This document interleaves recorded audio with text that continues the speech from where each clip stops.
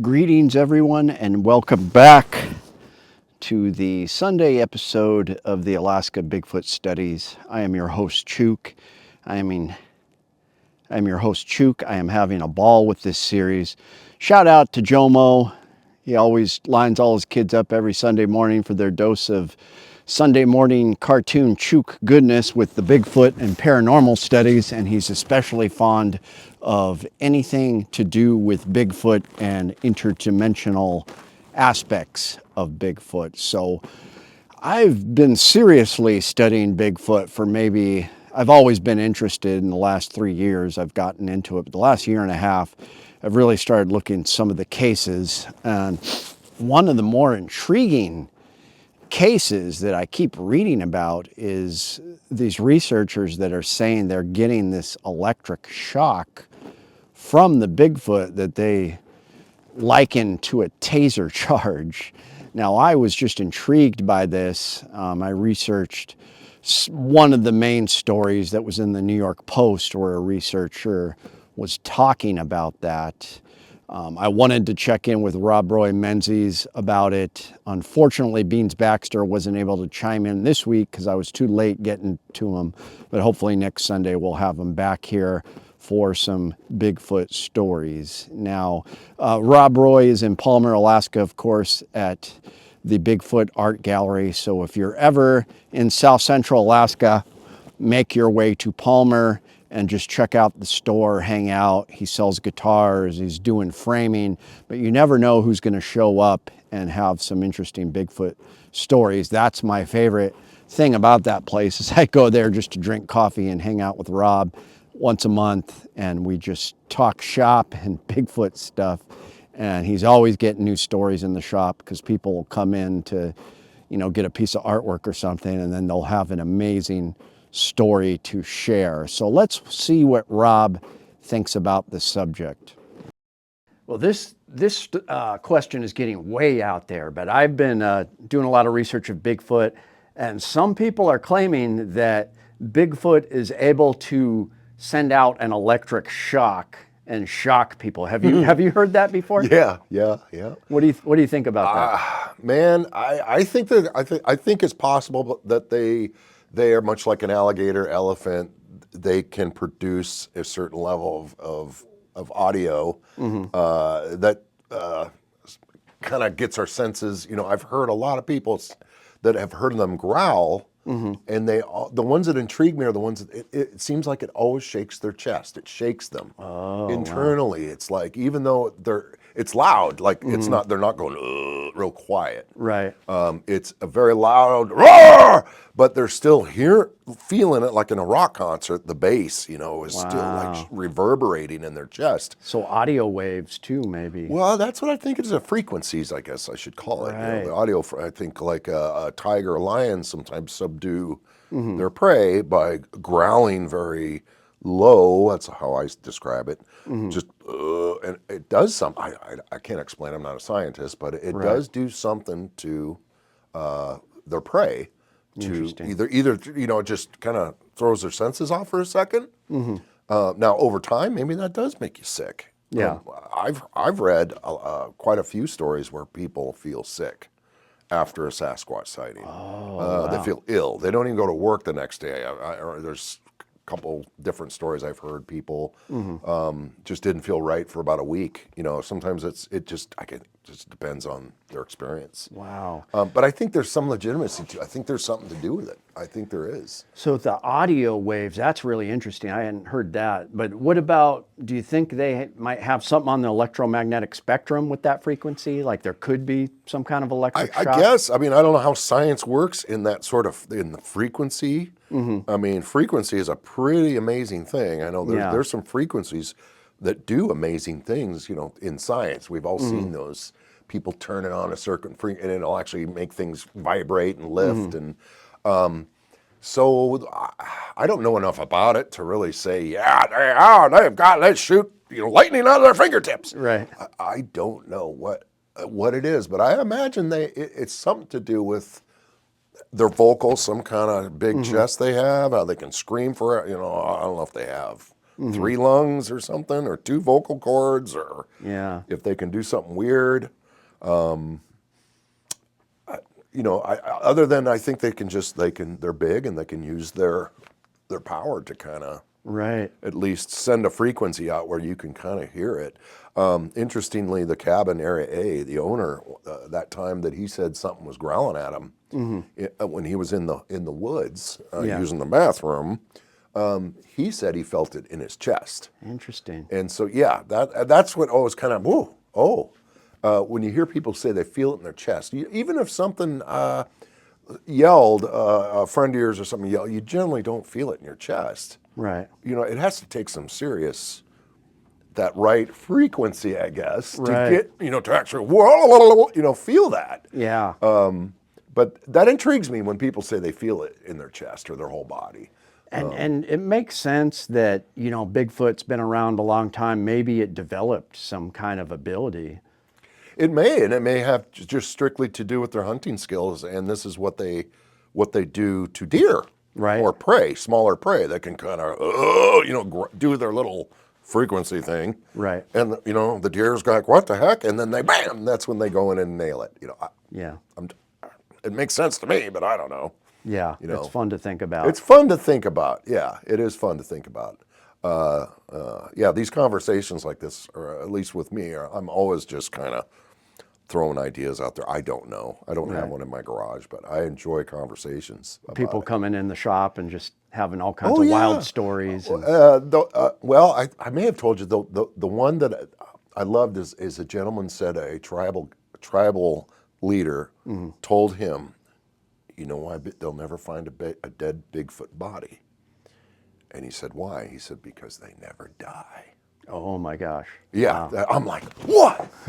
I've never heard that. And then he said, why you'll never find a hand or a foot or an arm. He says, because it'll grow back. Oh, I'm like, man. what? Wow. Get out of here. But anyway, That's wild. maybe that's why. Yeah. I don't think so, but I bet they have their own Bigfoot crematoriums, and they got little places they go. And Yeah, that's a whole nother subject. I think that they just bury their dead. And there's they're another thing. I mean, yeah, I think it's protective over their possible. dead. I think they get rid of them somehow. I've heard stories that, with a grain of salt, that people have witnessed several Bigfoots come down and attack like a lone sick Bigfoot and beat it to a pulp, where there's nothing left. Right. And I want to say I heard one where they ate it. Oh, okay. They actually Cannibalizing each other. Just ate it, and there was nothing left. Wow. Smashed the bones all to nothing. I don't know. It's a pretty fun story, but I don't know if it's true. Some of them are just mean. Yeah, real mean. But maybe that's what it takes to do what they do and to live the way they live. Yeah. They got to be tough. You Yeah. know? So, tough means sometimes, we're going to have to eat that human over there, John. Yeah. I think you're right, man. I'm hungry. Let's go eat that human. Hopefully it won't be us and our campers. Yeah, I know. That one time we go out there, no, but anyway, there it is. Awesome. Thanks, man. So one thing I've enjoyed with this investigation is kind of when I was hanging out with Alex Petikoff, I noticed some of the equipment. He showed me the equipment he brings, and keeping a journal can be very important. So I am now keeping a journal where I document a lot of my studies. So one of the interesting things I found was in monstrous.com, and interestingly enough, they had stories from Russia and also monks who had stories from Tibet. So according to some Russian eyewitnesses, the Bigfoot has the ability to influence people, usually with unusual fear, complete paralysis, paralyzing people. And I have found this in stories. One of my favorite Alaskan stories was in southeast Alaska, down by Juneau, Ketchikan, that area. very hot spot as far as Bigfoot activity. And my favorite story from down there was some deer hunters. Now, it was a kid. He was like 14 or 15. He was out deer hunting with his uncle, and they were sitting in a truck. You know, it was very early in the morning. It was still dark out. The sun was not up yet.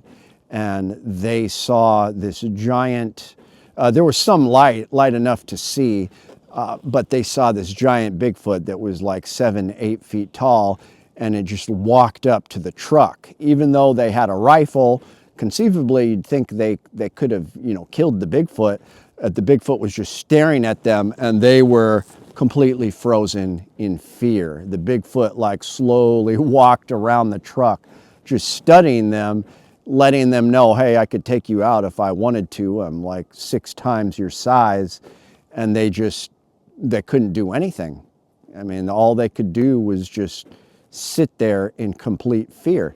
Now, there's a couple ways you could look at that. Psychologically, yes, they're completely surprised. They're seeing this giant being, and it's just staring into their soul, and they realize, you know, hey, I could be in serious danger, completely paralyzed with their own fear because of the size of this thing. Or, as some people have suggested, this thing emits some kind of neurotransmitter or psychic ability to completely paralyze humans, its prey, what have you. I'm kind of torn in between a little bit of both. I think that Bigfoot does have the ability to paralyze people, and that would be an example, but it's hard to say if it was just complete fear from this, you know, 9-foot tall ape-like man staring in the window of your truck, or if it's using some kind of ability. So that was pretty interesting. It is suggested that the Bigfoot has an ancestral means that binds humans to their nocturnal fear of Bigfoot. So a lot of times it's at night, and of course, you know, we have this ancestral fears of beasts in the dark, beasts in the night, and so it capitalizes on that fear in the human psyche. Pretty interesting. By far, the most instances we have of you know, the Bigfoot's supernatural ability would be invisibility. So many cases, the Bigfoot walks to the tree line and then just slowly vanishes. This brings about the whole interdimensional theory. Many people believe, including myself, I have some theories about that the Bigfoot is able to transcend this reality and go into a different dimension. I think there are different doorways that the Bigfoot could open, and Louis L'Amour, on his last book he ever wrote, The Haunted Mesa, was trying to tell us that when he was talking about these kivas, and the Bigfoot would use a portal, and there was large hairy men, and you know, the main character went through one of these portals in southwestern United States, in the New Mexico, Arizona area, and came out in this rainforest world that was always cloudy, full of forests, and there were large hairy hominids there. I think he was trying to tell us that that's what they do. I think in some cases they are able to make these portals.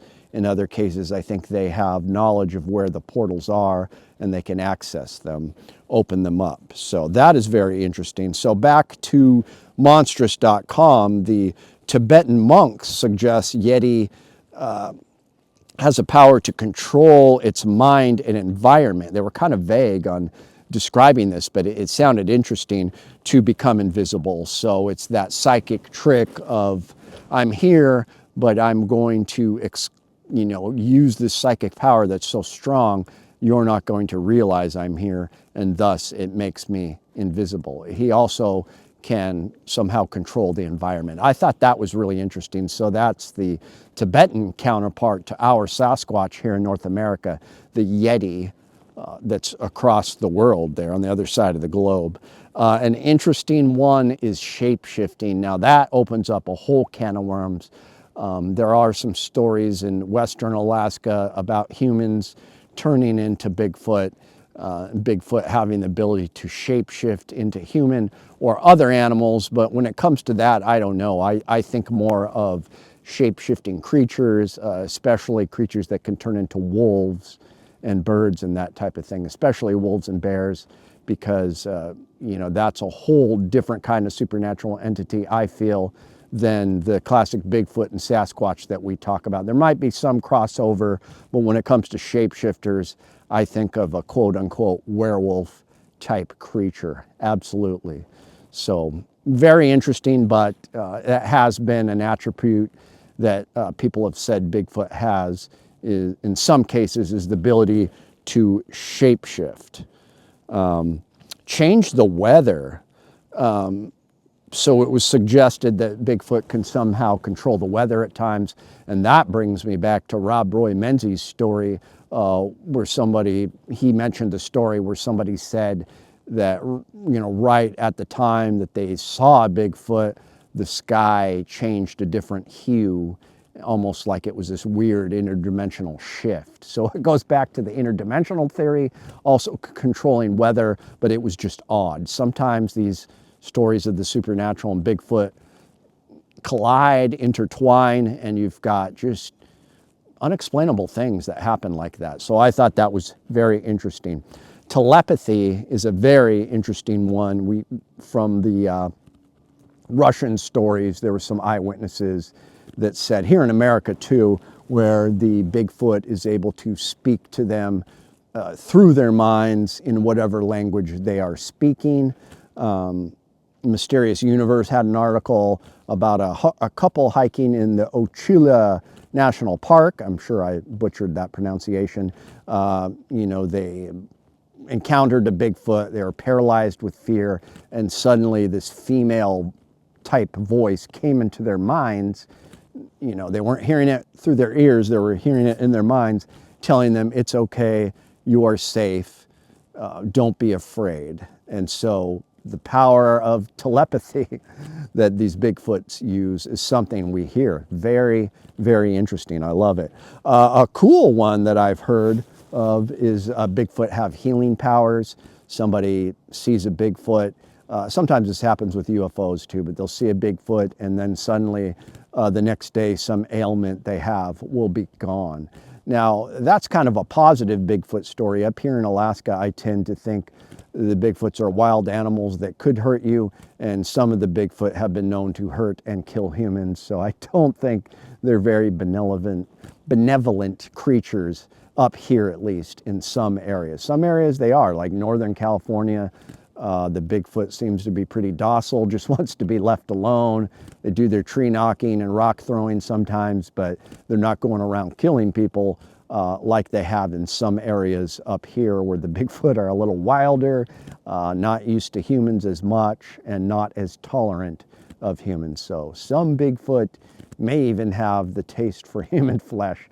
I'm not ruling that out, but there are some pretty scary Bigfoot stories up here. So that was pretty interesting. And then we get back, the cloaking.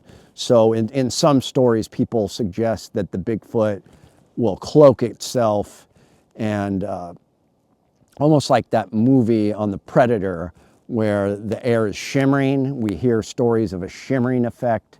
The atmosphere around the creature is shimmering, and then it kind of disappears, but you can see it when it moves. Exactly like on the Predator, that alien that was using that technology. We do get some stories of Bigfoot blending in. That could be part of the invisibility, shimmering, and able to use a cloaking mechanism. So when my friend had that, Davin, when he had that sighting in Oregon, he described it as a black cloak surrounding the Sasquatch. As it moved, it was almost floating along like it was wearing a black cloak in complete darkness. So another aspect of that cloaking effect, very interesting. And finally, we come to the defensive electric shock. So Rick Relays was the one that was talking about this, I believe, in the New York Post, but I think he had the experience, or somebody did, that he likened to being shocked by a taser. Shocked by it. That was a really loud sound. I just heard this howling sound. I don't know if the mic caught that, but it was like, oh, but it like something that had giant lungs, like not a wolf or a dog howling. But that's creepy. I'm not too far from civilization, but I am in the woods of Alaska, and I just heard like a crazy howl from a big set of lungs. So anyways, very interesting. So yes, the defensive electric shock when a Bigfoot feels threatened. Supposedly in some cases they can either by touch or shooting it from their hands or their body, their mind, an electric shock. I thought it was fascinating that I have heard like the sound waves, and that's what Rob has heard in the stories, because he's got more experience at this than I do, hearing stories and talking about Bigfoot. But they could feel it in their lungs vibrating this sound. So it could be a mixture of pure electric shock or sound waves along with some waves from the electromagnetic spectrum. So very fascinating. I love these stories. Please keep tuning in. Please leave comments on anything you've heard about these fantastic abilities that some of these Bigfoot have. It makes it more fun, and I think it's fascinating to talk about. There was that sound again. That's creepy. Anyways, shout out to Joe and the kids, all of you watching. I'll have another Bigfoot or paranormal video up next Sunday. It's been like 5 months doing this every Sunday, and I'm just having a blast. And keep tuning in, guys. I'll see you next week.